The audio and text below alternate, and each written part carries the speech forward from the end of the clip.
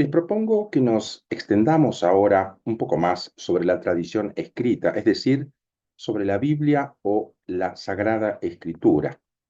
Con la palabra Biblia designan los judíos y los cristianos una colección de escritos sagrados surgida en un periodo de más de 1000 años y que es para ambos el documento originario de su fe.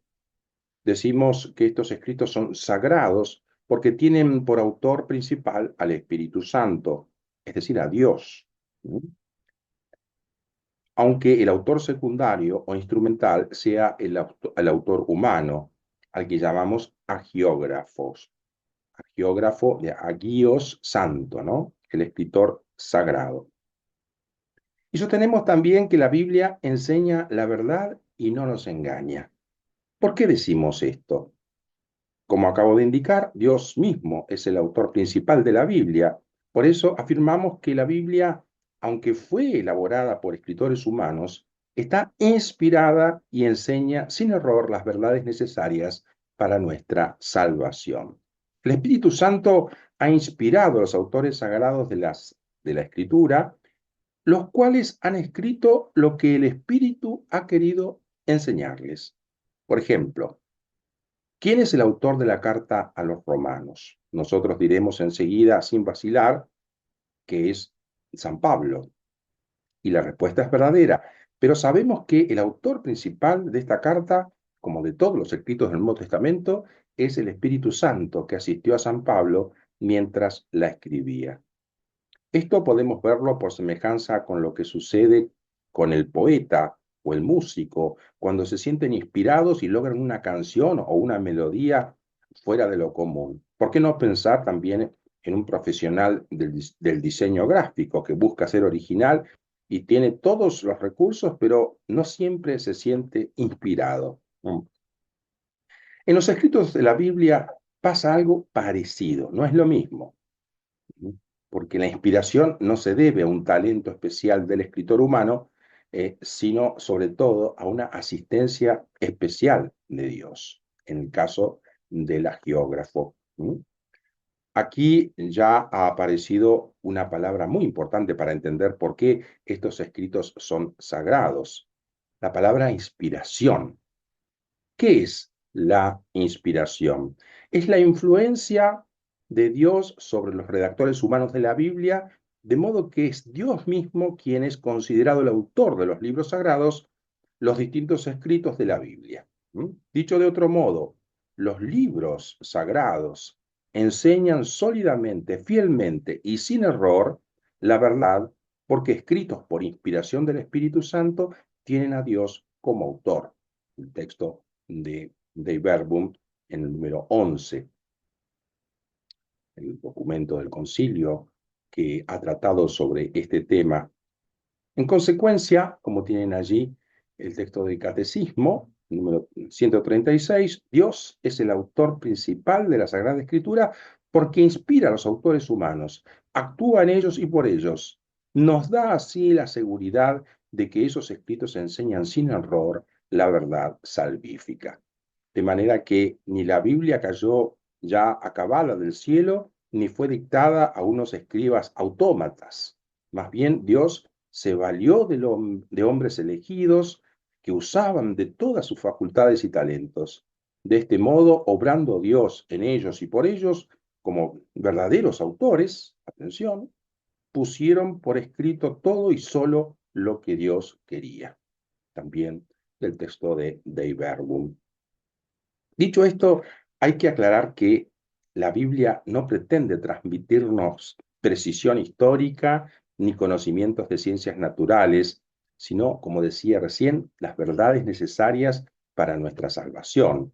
Los autores humanos de la Biblia, Isaías, San Mateo, etc., eran además hijos de su tiempo, compartían las representaciones culturales de su entorno y en ocasiones estaban anclados en sus límites. Un ejemplo, la narración de los 7 días de la creación no es una explicación científica del origen del universo y del hombre. Con un lenguaje al alcance de sus oyentes y los recursos simbólicos que tenía a disposición, el escritor humano movido por el Espíritu Santo, asistido por el Espíritu Santo, ofrece en el Génesis una descripción de la creación con muchos elementos simbólicos que debemos aprender a interpretar. Por eso debemos preguntarnos, ¿qué nos quiere decir la Biblia en este texto como en tantos otros? Y para encontrar la respuesta, deberemos saber cómo hay que leerla. ¿Mm? La Sagrada Escritura debe ser leída e interpretada según tres criterios que tienen allí en la diapositiva. ¿Mm? Tres criterios de interpretación. El primero es la atención al contenido y a la unidad de toda la Biblia. Por muy diferentes que sean los libros que la componen, distantes incluso en siglos, la Biblia es una en razón de la unidad del designio de Dios, del que Cristo Jesús es el centro y el corazón abierto desde su Pascua. Hermoso texto del Catecismo 112. Por eso, la misma palabra Biblia, más que un conjunto de libros, designa la unidad que existe entre ellos, por la que constituyen el libro por excelencia, como dice muy bien el padre Tabet. Y como decía recién, esta unidad es la del designio de Dios. La palabra designio es de un interés particular para los estudiantes de diseño. Viene del término latino, ambas palabras, designio y diseño, designare, que no significa solamente representar dibujando o bosquejando algo, lo que entendemos normalmente cuando hablamos de diseño, en primer lugar, ¿no? Designare significa también proyectar. El designio es, por tanto, un proyecto, un plan. Dios tiene un proyecto, en griego prótesis, lo usamos para los dientes, el proyecto lo que está delante, un designio de amor que se extiende a los hombres de todos los tiempos y que tiene su centro en Cristo. Quien permanece atento a este designio cumple con el primer criterio indicado para la lectura de la Biblia. Y así, si estoy leyendo en la vida del rey David, por ejemplo, en el segundo libro de Samuel, voy a tener presente que este rey es figura del rey Mesías, que debía venir para instaurar su reino en este mundo, que es el rey Mesías, Cristo nuestro Señor. El segundo criterio es una lectura de la Escritura en la tradición viva de la Iglesia. La Iglesia encierra en su tradición la memoria viva de la palabra de Dios y el Espíritu Santo le da la interpretación espiritual de la Escritura. Y así, por ejemplo, leyendo la Biblia en la tradición de la Iglesia, podemos comprender mejor los textos del Antiguo o del Nuevo Testamento que nos hablan, por ejemplo, del corazón de Jesús o de la virginidad de María. El tercer criterio de interpretación de la Biblia, lo tienen allí, es el respeto de la analogía de la fe, es decir, de la cohesión entre las verdades de fe, entre sí y en el proyecto total de la revelación. La unión, la interconexión que hay entre ellas. Así, por ejemplo, entendemos donde Jesús dice que es enviado por el Padre y que el Padre es mayor que él, que no está diciendo que él, el Hijo, es menor que el Padre en su divinidad, como pensaba la antigua herejía arriana, porque sabemos que Jesús es el Hijo eterno de Dios, un solo Dios con él, como dice el Evangelio de Juan. El Padre y yo somos uno. Cuando dice que es menor, lo dice en relación con su naturaleza humana. Cuando dice que es enviado, es porque está presente de un modo nuevo por su naturaleza humana. En definitiva, podemos decir que la Biblia es como una larga carta de Dios. Una larga carta de Dios, fíjense la cantidad de libros que compone esta carta, ¿no? Una larga carta de Dios a cada uno de nosotros. Por eso debo acoger las Sagradas Escrituras con gran amor y con reverencia. En primer lugar, se trata de leer esta carta sin escoger o quedarnos con detalles y perdiendo de vista el conjunto. Y además, el conjunto de esta carta debo interpretarlo desde su corazón y su misterio que es, como decía, Jesucristo, de quien habla toda la Biblia, incluso el Antiguo Testamento. Y conviene recordar aquí entonces, hablando de la carta de Dios, que es la Biblia, cuáles son los límites y las partes de esta carta. ¿Mm? ¿Cómo sabemos cuáles son los escritos auténticos que componen la Biblia? Estos interrogantes nos llevan a considerar el tema del canon. ¿Mm? ¿Y qué es el canon de de las escrituras? El canon es el elenco completo de todos los escritos que la tradición apostólica ha hecho discernir a la Iglesia como sagrados. Todos ellos y solo ellos. Tal canon comprende 46 escritos del Antiguo Testamento, como ven allí, y 27 del Nuevo Testamento. El Antiguo Testamento, la palabra testamento viene del latín testamentum, legado, es la primera parte de la Biblia y es la Sagrada Escritura de los judíos.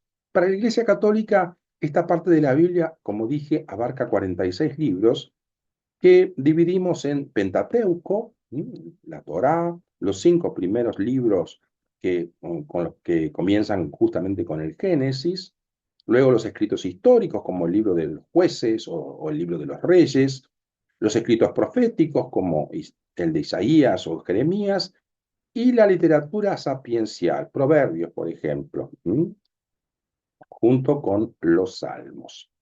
El Nuevo Testamento es la segunda parte de la Biblia y contiene los textos propios del cristianismo.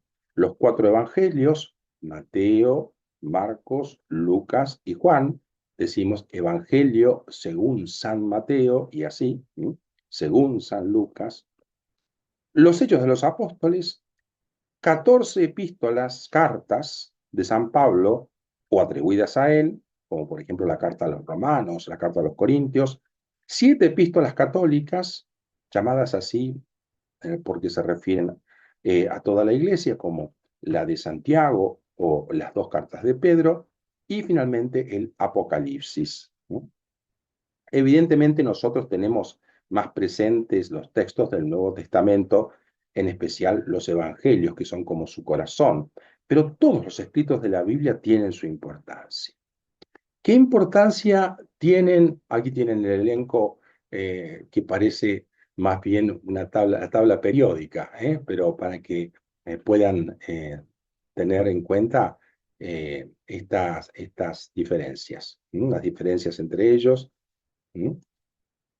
Ahora, ¿qué importancia tiene el Antiguo Testamento para los cristianos? Los cristianos veneran el Antiguo Testamento como verdadera palabra de Dios. Todos sus libros están divididos divinamente inspirados y conservan un valor permanente. Dan testimonio de la pedagogía divina del amor salvífico de Dios y han sido escritos sobre todo para preparar la venida de Cristo Salvador del mundo. En el Antiguo Testamento comienza la gran historia del aprendizaje de la fe, que da un giro decisivo en el Nuevo Testamento y que llegará a su meta con el fin del mundo y el retorno de Cristo. En esto, el Antiguo Testamento es mucho más que un mero preludio del Nuevo. Los mandamientos y las profecías del pueblo de la antigua alianza y las promesas que se contienen en ellas, para todos los hombres, no han sido revocados. Tienen todavía su valor. En los libros de la antigua alianza se encuentra un tesoro insustituible de oración y de sabiduría, especialmente los salmos pertenecen a la oración cotidiana de la iglesia. ¿Y qué importancia tiene el Nuevo Testamento para los cristianos? Bueno, el Nuevo Testamento, cuyo centro es Cristo, nos transmite la verdad definitiva de la revelación divina. En él, los 4 evangelios de Mateo, Marcos, Lucas y Juan, siendo el principal testimonio de la vida y doctrina de Jesús, constituyen el corazón de todas las escrituras y ocupan un puesto único en la iglesia. En ellos se muestra el Hijo de Dios tal como es y nos sale al encuentro. En los Hechos de los Apóstoles aprendemos acerca de los inicios de la iglesia y de la acción del Espíritu Santo. En las cartas apostólicas se pone la vida de los hombres en todos sus aspectos ante la luz de Cristo. Y en el Apocalipsis vemos anticipadamente el fin de los tiempos. Ahí tienen un precioso texto de Madeleine Delbrel, una mística francesa, asistente social, ensayista y poetisa, que falleció en el año 64, 1964, y que decía respecto de esto: a través de su palabra, Dios dice quién es y lo que quiere. Nos lo dice de manera definitiva y para cada día. Cuando tenemos en las manos el Evangelio, deberíamos considerar que allí habita la palabra que quiere hacerse carne en nosotros, apoderarse de nosotros para que comencemos de nuevo su vida en un lugar nuevo, en un tiempo nuevo, en un nuevo entorno humano. Vemos entonces la importancia que tiene conocer no solo el Nuevo Testamento, sino también el Antiguo. Y es que entre ellos hay una íntima unidad.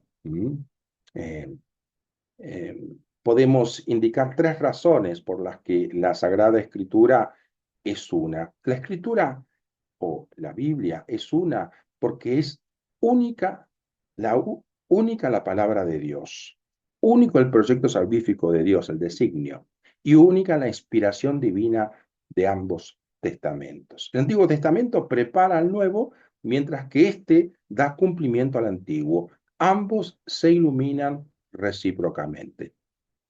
Y para terminar nuestro recorrido por la Biblia, veamos qué función tiene la Sagrada Escritura en la vida de la Iglesia. La Sagrada Escritura proporciona apoyo y vigor a la vida de la Iglesia para sus hijos, es firmeza de la fe, alimento y manantial de la vida espiritual, es el alma de la teología y de la predicación pastoral. Dice el salmista: lámpara es tu palabra para mis pasos, luz en mi sendero. Por esto la Iglesia exhorta a la lectura frecuente de la Sagrada Escritura, pues de conocer la Escritura es desconocer a Cristo, dice San Jerónimo, el gran traductor al latín de la Sagrada Escritura.